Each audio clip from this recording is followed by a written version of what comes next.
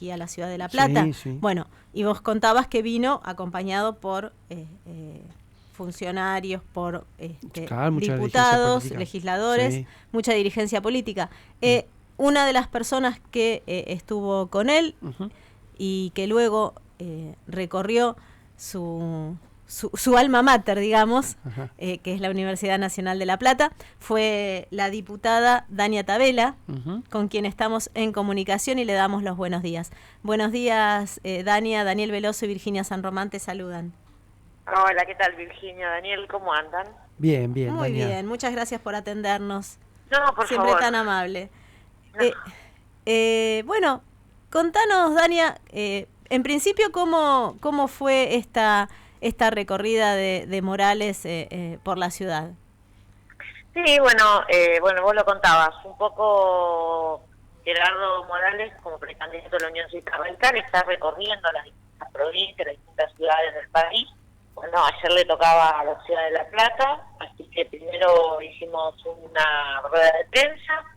Atendimos a médicos de los hospitales públicos de la ciudad, que ustedes saben son los principales hospitales de la provincia.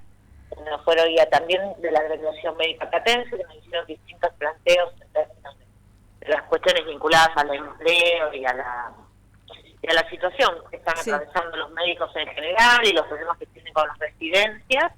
Y después fuimos a recorrer el centro comercial de Calle 12, y también estuvimos reunidos con la Federación Empresaria de La Plata. Después, yo había anteriormente realizado una actividad vinculada a las propuestas educativas para la provincia de Buenos Aires, como veo bien decías, en la Universidad de La Plata. Digamos, todos temas preocupantes, por lo que vos describís, Dania, de los temas que abordó el gobernador de Jujuy, ¿no? Y también, bueno, presidente de la Unión Cívica Radical y precandidato a presidente de la Nación. Todos temas complicados, justo en un momento delicado también acá en la ciudad de La Plata, ¿viste? Con la situación del hospital de niños, los médicos. ¿Qué se llevó, digamos, más preocupaciones que las que por ahí ya conocía? No, mira, una cuestión que fue muy importante de la charla con los médicos fue esta cuestión de, indudablemente, la crisis de salud de la provincia de Buenos Aires, la crisis sanitaria de la provincia, requiere de un esfuerzo compartido y mancomunado entre el gobierno nacional, el gobierno provincial, los gobiernos municipales y particularmente de las dos obras sociales más importantes del país, el IOMA y también PAMI. Entonces, por eso es importante la confluencia del diálogo entre dirigentes provinciales o referentes provinciales, como Miguel Base, quien te habla, digamos, Freddy Storani, pero también los locales como Diego Rodela, Manu Sommer y Pablo Nicoletti, y por supuesto la presencia de Gerardo, porque involucra en nuestro proyecto de gobierno a nivel nacional. Y nosotros con claridad creemos que la provincia de Buenos Aires, por la complejidad que tiene, pero además porque es centro de derivación de todo el resto del país, necesita ser abordado de una manera más integral el problema de salud. En particular, además, también porque vos vas a tener en términos educativos la mayor formación de médicos se encuentra entre la Ciudad Autónoma de Buenos Aires, algo que venimos conversando tanto con Gusto como con Emiliano Giacobitti, con la formación de la Universidad de La Plata, de Mar del Plata, de la Universidad Nacional del Sur, que son las principales formadoras de médicos también a nivel país.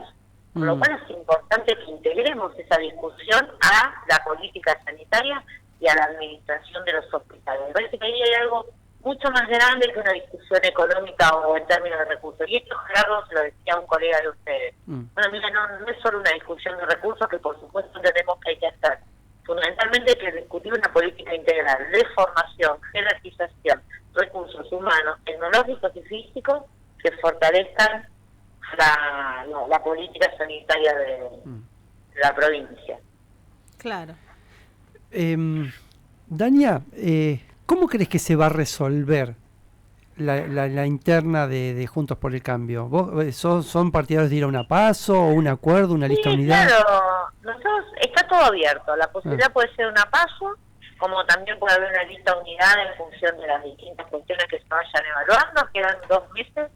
En ese interín se van a ir viendo distintos escenarios y las mejores alternativas para fortalecer la coalición y que seamos una opción para los ciudadanos. En eso influyen las decisiones que se tomen a nivel capital, a nivel de las principales provincias, y por supuesto también cómo se van integrando hacia abajo los distintos distritos. Entonces me parece que hay todavía bastante para discutir. Hoy la situación más compleja la tiene el PRO, claramente, porque nosotros ya tenemos una definición de candidato, porque tenemos con claridad además una historia, digamos, de resolución de este tipo de conflictos, lo decíamos ayer, y tenemos además la cabeza abierta para discutir fórmulas mixtas, fórmulas cruzadas, integración de distintas características, en donde yo creo que hay que buscar lo mejor, la mejor síntesis para acercarlo al electorado. Si esa síntesis se logra del acuerdo, bienvenido. Si se hace mediante una PASO, bienvenido también. Las PASO o las internas son buenas en tanto en cuanto son virtuosas, como la que protagonizamos con Facundo Manis contra Diego Santilli y Graciela Ocaña. Eso es una PASO virtuosa. ¿Todas las PASO son virtuosas? No, todas las PASO no son virtuosas. Pero la verdad es que en la medida que se haga una PASO virtuosa, me parece que sintetice mejor las candidaturas, me parece que es bueno para todo el espacio de la coalición. Bien. Totalmente. Dania, hace unos minutitos hablábamos del tema de la educación y te voy a traer para meterte en esa zona una encuesta de una ONG y una consultoria que hicieron hace muy poquito, y esta encuesta reveló que el 70% de los argentinos, el 70% de los consultados, ¿no?, cree que las propuestas educativas son importantes a la hora de elegir el voto, y que actualmente los políticos están hablando muy poco o nada sobre educación. Bueno, absolutamente, estoy dentro de ese porcentaje de encuestados. Pero qué buen dato igual, qué auspicioso que vos decís, bueno, la sociedad ahora está reclamando esto, que haya debate. Yo creo que es una de las cosas positivas. Ayer lo hablábamos con Ana García Munitis en la charla que dimos en la Universidad de La Plata sobre este tema. Decíamos, una de las cosas positivas que dejó la pandemia fue que la educación tomó centralidad en la agenda familiar. No porque no la tuviera antes, sino porque se relegaba ante otras urgencias.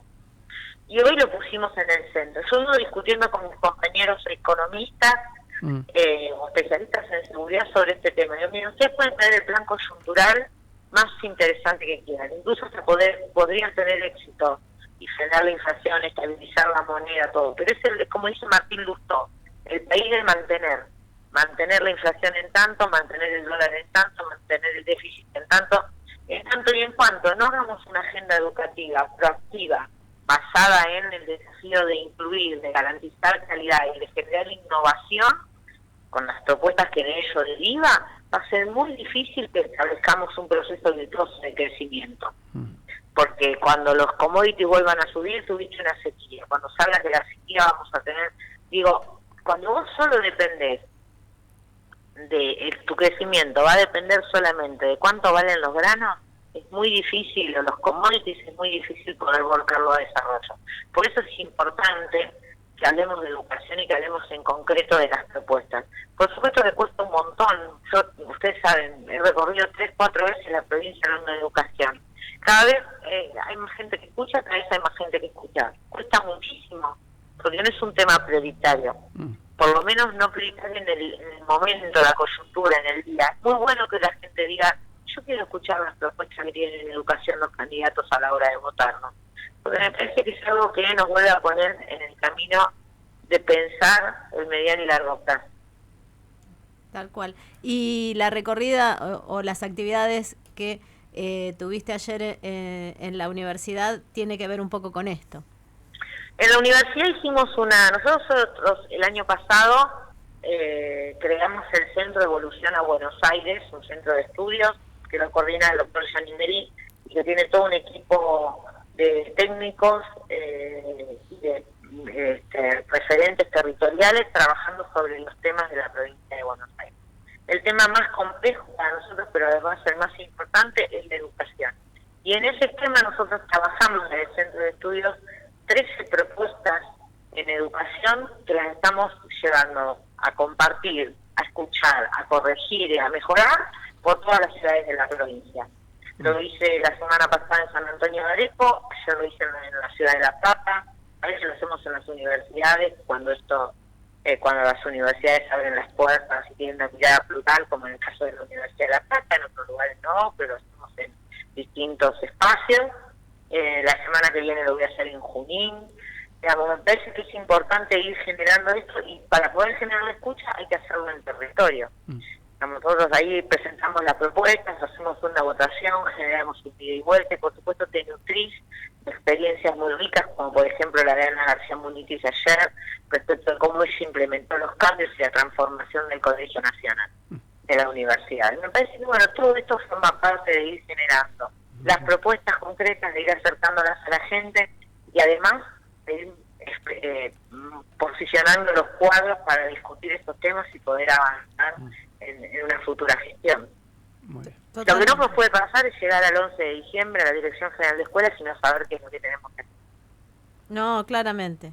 Ya te ves como ministra, Daña. No.